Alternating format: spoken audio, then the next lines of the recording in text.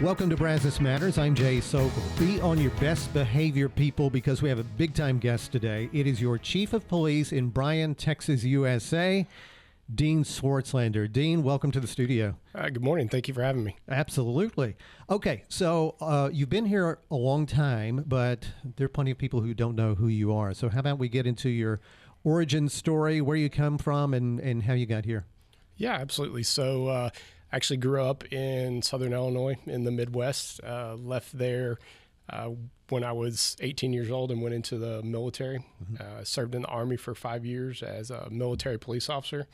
And entire time, I guess, maybe young and crazy. I was 19 years old and my wife was 18 years old when we got married. Wow. And so we're celebrating 33 years of marriage this year. That's awesome. But anyway, so we traveled the world a little bit, went to Germany, was stationed there, and then was last stationed at Fort Hood.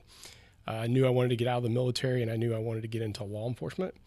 And I applied to several agencies in Texas because we didn't want to go back to the cold Midwest.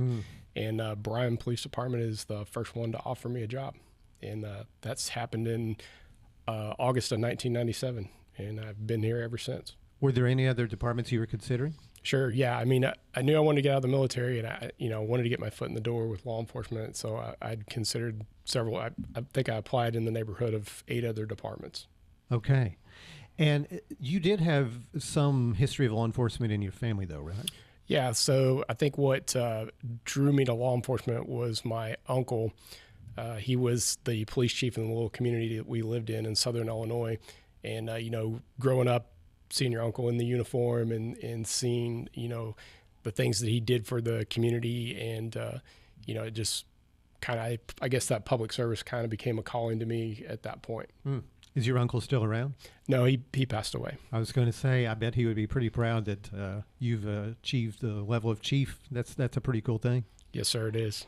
Okay, so career arc and highlights. You said you started at Bryan PD in 1997. You have held a lot of positions along the way. The ones that I know of, canine handler, patrol supervisor, recruiter and trainer, assistant chief, obviously. I've probably missed some things along the way, but I'd love to know what some of the favorite parts of that career arc have been along the way.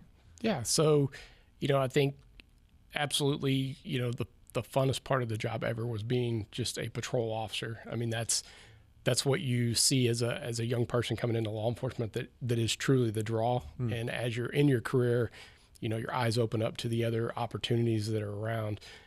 Probably the most fun I had was being a canine handler. That was a very neat experience to have a partner that rode with you every day to back you up, and also just the community engagement that you got out of that. Nobody wanted to see me. Everybody wanted to see the dog. So yeah, that was a neat thing. Well, so correct me if I'm wrong, because when I worked at the city of Bryan, it was fairly early in your time with the police department. So I was there in 2000 to 2007. You said you arrived in 97. Didn't the canine operation start under you? I mean, weren't you part of that initial phase of the program? Yeah, so the Bryan Police Department always had canine dogs, but they were narcotics trained only, meaning that they could just sniff out the various drugs. Whenever we got a new chief, Ken Burton, in 2001, he came from a larger metropolitan PD, and he came in and said that he wanted dual-purpose dogs. And dual-purpose dogs are one that do criminal apprehension, search buildings, locate evidence, apprehend suspects, in addition to narcotic searching. So we kind of phased out the narcotics dogs and moved to the dual-purpose dogs, and that's where the formal, I guess you would say, canine unit formed. But it was a big, as I remember it, it was kind of a big PR push, right? I mean, we invited a lot of the media to come meet the dogs and see you guys sort of put them through the drills. It was very camera friendly, and citizens loved it, but it seemed like something that was kind of fresh and new, but also expanded your capabilities. Yeah, absolutely. I think, I'd been in the department. I was still relatively new. I was, 3.5 year officer. But, the department was still kind of in old traditional things and hadn't really progressed a whole lot. And I think the bringing in the new chief kind of changed the outlook of the department. We got newer equipment, so it was kind of a fresh start for the department. Yeah. How'd you get selected for that, or did you volunteer? So I had previously had one of the narcotics dogs, and the way you get selected to that is you have to apply, but it really is based off of your proactivity as a police officer. Are you out and are you being self-initiated and proactive where you're going to, deploy the dog and do things like that? So I had the narcotics dog, and I was pretty proactive and got a lot of drugs off the street with that dog. So they basically just moved me over from one dog to another dog. And the first dog I got to keep as my pet. Oh, did you really? Yeah. Oh, that's pretty great. So in terms of some career highlights, I've got some things in front of me. You tell me if I'm getting this right. Officer of the Year twice. Supervisor of the Year twice. Received a department citation in 2000 for your role in a medical response. A Medal of Valor twice. Once for your response role in 2003's robbery of the Western Union, and then again in 2006 for robbery at Taqueria Arandis, and then an additional commendation in 2009 for response to an armed robbery at Palisoda Grocery. What are you doing connected to all these robberies, Chief? Wrong place, wrong time, right place, right time? A little of both. Yeah? Yeah, so a lot of that had to do with the type of call that the K-9 would respond to. And that put me at a lot of those more violent type calls just because of the capability you had as a K-9 handler and what you could do with the dog with criminal apprehension. So I would say that's mostly what put me there. Yeah. And those were some serious responses. Do those remain vivid memories for you, even though they were so many years ago? Yeah, absolutely. Probably especially the Western Union, because that one was, there was 3 armed suspects and they had shot somebody inside the Western Union. And then I responded and encountered them, and we got into a short car chase. And then they got out and shot at me, and I returned fire and ultimately struck one of them that we were able to take in custody. So, I'd been a police officer for quite a little while at that point, and most officers go throughout their career and never stumble into something that you're going to have to use gunfire or protect yourself. And so that one obviously was had a huge impact on me, and probably mostly because when that happened, my wife was 8.5 months pregnant with our first kid. Wow. So that was not a fun phone call to call home. Well, I remember, being with the city during the 2003 and 2006 ones, especially the Western Union one. And I remember learning what had happened and what you had to do, within split seconds, and thinking, how in the world did you do that? It seemed like something out of, that was a little too far-fetched out of a TV show or a movie, honestly. Yeah, look back on it and think I pretty much had a guardian angel on my shoulder, because if you put me in the doorway of the patrol car where the bullets came through the patrol car, it was a very narrow window that I escaped without being injured. So definitely think somebody was there helping me through the process for sure. Wow. So let's move on to the state of the Bryan Police Department. How many sworn officers do you have right now?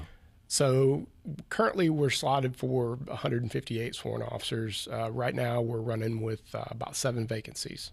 Okay. And I guess you lose a few to retirements and so forth each year? Yeah, so that's kind of what we're dealing with. So traditionally over the years, we hire 7 to 10 officers a year. So on those 20-year cycles, 25-year cycles, that's kind of the attrition rate of what you're losing. I think it's becoming more guys like me are the not the norm anymore. Guys that are staying in this career for 25, 30 years. So you're getting a lot of guys that are doing 20 and out to go do something else. So there's a little bit of that. The negativity towards law enforcement across the country there between the Ferguson, Missouri, and the stuff in Minnesota with George Floyd. You're starting to see that pendulum swing back in favor of law enforcement, where people are we're gaining the trust of the communities and being more transparent. And so the recruitment's becoming easier. I'm not saying it's easy, but it's gotten better over the last probably year and a half. Okay, that's great. Here's a curiosity of mine. I didn't realize the Bryan Police Department developed its own police academy, and that happened a few years ago. Tell me why. So we had always sent our cadets to the Teeks Regional Police Academy for many, many years, and we have an excellent relationship with them. But over time, a lot of our instructor staff, internal instructor staff, had taught classes out there, and at a certain point, it was, we're going out and we're teaching it. We know how to deliver the curriculum because we're teaching various classes, helping them out. And it was, I think we've grown big enough now. I think it's time to make that leap. And the chief at the time, Chief Buskey, came to me, and I was the lieutenant over the training recruiting division. And he said, "Hey, I want you to spearhead this effort, and this is what I want, my vision."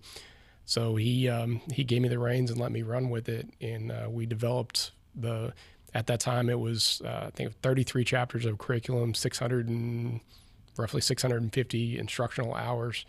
So we had to put together all the lesson plans and everything for state approval to be able to run our own academy, and we successfully ran the first Bryan Police Academy in April of 2018. Wow. So physically, where do you do this? Because in my couple of years of working with Teeks, I know what that training facility looked like, the exteriors, the classrooms, and so forth. Where do you guys do this stuff? So interesting. We have a very good relationship with the Twin Oaks landfill. It's a dual entity owned by both the city of Bryan and city of College Station. And the director of that facility had some money that they had to put back into the landfill, and we just kind of that relationship and that deal just kind of happened organically. And he said, "Hey, we've got the heavy equipment. We can build your ranges. We just have to get a building erected." So we have a joint training facility out at the Twin Oaks location off of Highway 30.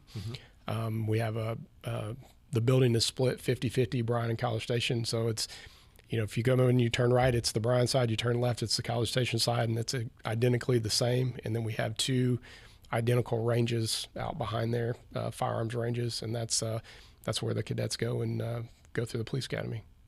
But in terms of driving skills and all those other things, do you still utilize some Teeks resources? Yeah, okay, absolutely, yeah. So we still go out there and utilize some of their prop houses for training and utilize the emergency vehicle operators course. Also, under the topic of the state of the Bryan Police Department, are you taking a different sort of approach when it comes to promotions within your department? Yeah, so one of the things, we kind of do a traditional promotional system right now. And for years, there's been a lot of grumblings that, we're kind of behind the times in the way that we approach it. So currently we do a written examination, then the top 5 candidates go to an oral board that's comprised of some internal and external people. A lot of agencies use an assessment center, and that's where we're moving towards. If you just tuned in, I'm Jay Sokol. You're listening to Brazos Matters, and my guest today is Dean Swartzlander, the new chief of police for the city of Bryan. So you're talking about recruiting, and that's starting to become a little bit easier. How challenging is it to persuade this particular generation of young people to make the world better through a career in law enforcement? Because I hear, I see so many young people wanting to make a difference in the world, which is a little bit different from the mindset of when I was their age. But how about making the world better through law enforcement? Yeah, so I would totally agree with you. The current generation in that, 21 to 24 age category, which is, to be a police officer, you have to be 21 in the state of Texas. So that's obviously our target age. But that generation is definitely called to get involved and do something in their community. So, bridging that over to law enforcement can be challenging, whatever career path it is. But I think when they come in and for us, the Bryan Police Department's always been really connected with the community, and we've done a lot of different community events. And I think when they look at us and talk to us and get a feel for what we do as far as community engagement, that kind of sets the tone for them to look at us a little bit harder. Yeah. Another big selling point is the fact that we do run our own police academy. Mm-hmm. It has been a huge deal for us as far as recruiting. But I wish I had the crystal ball to tell you the magical solution. And I don't have as big as problems as a lot of the other agencies. As far as recruitment, being a recruiter for years at the Bryan Police Department, I used to be able to tell the candidate, I'm like, hey, look, it's my job to sell you the Bryan Police Department, but I would encourage you to go talk to any area of law enforcement and decide where they tell you to work. Mm-hmm. And I was so confident that they were going to tell them the Bryan Police Department. And it was very unique and interesting when, you ask people, well, why did you pick us? And they would say, you guys made me feel like family. And that's truly what our culture is in the building. It's a family environment that we take care of one another. And, people say, I come in the first day through the building and everybody says hi and welcomes me to the department. So there's not much of a holdup at that point as long as they make it through the process. But I have always felt like it was an interesting dynamic in this community, even though law enforcement agencies work well together, fire departments work well together, and so forth. It is competitive to secure a recruit. It's almost like athletics, but you guys are competing with College Station, you're competing with Brazos County, you're competing with the University Police Department, and that doesn't even include the surrounding counties. So it's tough, I would imagine, to get people to be interested, but then to actually convince them that out of everything else in this orbit, we're the ones for you. Yeah, the big selling points for us is obviously the community supports us. Mm-hmm. And I go back and I remind our guys all the time, whenever the George Floyd incident happened, we had 800 to 1,000 people that gathered outside of City Hall on mm-hmm. Texas Avenue, and we didn't have riots.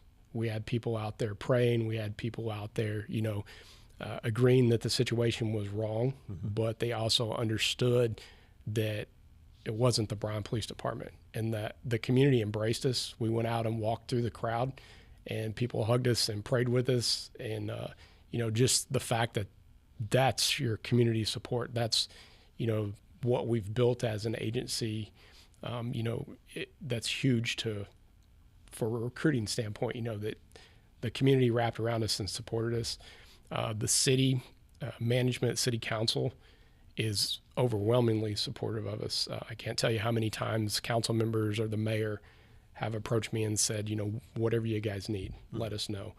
And so that just, the job is hard to do, but knowing that you have that support from your city management, your city council, and your community makes it that much easier, and makes it that much easier to recruit somebody when you have that support. Yeah. So talking about the future of the Bryan Police Department, being with the department for 27 years, you've probably had a little bit of time to think about this. But when you balance the desires of your city council, your city management, your police force, the broader policing profession, and Bryan's citizens, what do you prioritize, and what do you do a little more of, maybe a little less of? How do you think about that? Yeah, so, obviously for us, both for the community and for, city management and city council, it's the safety of the citizens. It's the public safety of the community. It works hand in hand. If it's a safe community, people want to move here and live here. Mm-hmm. Also with that, with economic development, businesses come into the area. They want to come to an area where they know the community's safe as well. Mm-hmm. You're going to move a tremendous amount of financial resources to the community. That's where you want to go, is to a safe community. So for us is, community engagement first and foremost is my priority. COVID kind of boxed us in, and a lot of people that had traditional meetings or groups that had meetings kind of fell apart. So we're trying to generate meetings ourselves. We're trying to get out in the community, and that's a big push for me is, letting them know who Bryan Police Department is, who our officers are, having that personal connection with community members is a huge priority for me. Secondly to that is the way we strategically attack the different crimes that we have going on in our community. A lot of people probably don't think that we approach it like that. I think most people think that we drive around in a police car and we stop cars and respond to stuff that has already happened. And we don't. We strategically have weekly crime meetings. We call it ComStat. It was formed after a project that happened in New York City. And so we're looking at hotspots where criminal activity is happening, and we are massing and deploying resources into that other area, whether it's undercover officers dressed in plain clothes, utilizing drone surveillance to look for bad guys in the area, utilizing bicycles, or just saturating it with patrol cars. So we're very strategic about the way we try to combat the different types of crimes. And probably the number one thing right now that every city is having a problem with is burglary motor vehicle. That's the number one crime that we're dealing with, and it's 100% unlocked vehicles. That's still the problem. That's still the problem.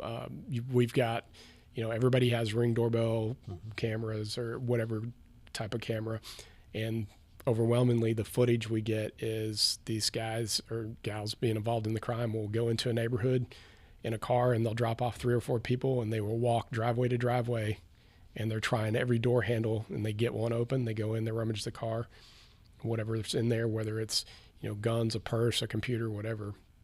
So the days of windows being broken out of cars and stuff like that, they don't have to. Wow, such a simple thing to be able to prevent, and it just seems like year after year, it's the same problem. Yeah, I guess the shocking thing for me is the amount of, and I'm a gun guy, I'm a gun advocate, but the shocking thing to me is the amount of guns being left in unlocked cars. And, it's so preventable. Lock up your firearm, take it inside your house, and lock your car. Right. Are there examples of other crimes or trends that you're seeing or that you expect to see? Yeah. Some of the bigger ones that we're dealing with, and law enforcement is always behind the power curve, and that's a lot of the financial scams and things, like computer type crime, cyber crime. Being able to investigate that and having the tools and the technology to be able to do that correctly is hugely expensive. Takes a lot of training and a lot of different software to be able to do it, but those are definitely on the rise. Yeah, I actually hear from friends who talk about, a sizable amount of money disappeared from their bank account, and it may have been from a gas pump skimmer or something that's even more sophisticated than that, but there seems to be a critical mass of that kind of stuff happening. Yeah, it's all over the country. Now the next fear is the AI technology. Not too long ago, read a story where a lady got a phone call from her daughter that said, send me money. And it was AI of the daughter's voice that was used to do it. So, it's crazy what criminals will come up with. I have a friend who said that that money disappeared from her account because there was voice authorization to the bank saying, move this amount of money from here to here. She didn't make that call. That AI had replicated the voice, had enough of the voice to sample to be able to replicate to give that verbal authorization. That's scary. It's very scary, and like I said, law enforcement as a whole is always one step behind, just because of the technological advances it takes to investigate that sort of stuff. Yeah. So, in terms of the community engagement and neighbors knowing neighbors and things like that, are the days of like neighborhood watch groups and even national night out efforts, are those starting to fade away because now everybody is getting a Ring doorbell type of apparatus at their home? Yeah, I would say that you're spot on with that. You don't have many neighborhood watches anymore. The other thing is, like, we just did National Night Out, and this was the least amount of parties that we've had since we began engaging with National Night Out. Wow. We've probably had at least a 25% reduction in the amount of registered parties this year. And we did a lot more media marketing than we ever have because we want that community engagement element. So that was a little bit disheartening, but you could be onto something there with you've got a lot more individual camera systems and things like that people are using to protect their property. And with the increase in those sorts of technologies and devices, are you guys able to tap into those to where it makes your sort of access to video evidence a little bit more comprehensive? As far as tapping into it, no, we don't have that capability. The sheriff's department is they've got a grant to do a fusion center, which some of that is tapping into more commercial type cameras that give access. The residential side, not so much. I will tell you that what we're struggling with now is because of the amount of crime being captured on video on, whether it's cell phone or individual cameras at people's houses, is the storage cost to store all that video is, server space and all that stuff is exponentially getting more and more expensive. And the prosecution of cases now relies a lot more on video than it ever has. Not to mention all the storage space required for your officer cameras, right? The body cameras. Body cameras. Yeah. So we've only got just a few seconds left. I'm sure I have left out a lot of stuff you wanted to cover, but in our remaining time, any quick hits for us? Yeah, so we're having applicant tests on November 1st and December 10th. So if you're interested in being a Bryan police officer, get on the City of Bryan website, and you can register to take those tests. Last thing I would like to do is give a shout out to the men and women of the Bryan Police Department. You're professional. I'm proud of you. It's a thankless job, and I really, truly appreciate what you do to protect the citizens of Bryan. Do you also want to give a quick shout out to your favorite librarian? I will. I love you, Tina. Listen, Chief Dean Swartzlander, it's such a pleasure to have you in here. It's great to see you. Yeah, thank you very much. Brazos Matters is a production of Aggieland's Public Radio, 90.9 KAMU FM, a member of Texas A&M University's Division of Marketing and Communications. Our show is engineered and edited by Matt Dittman.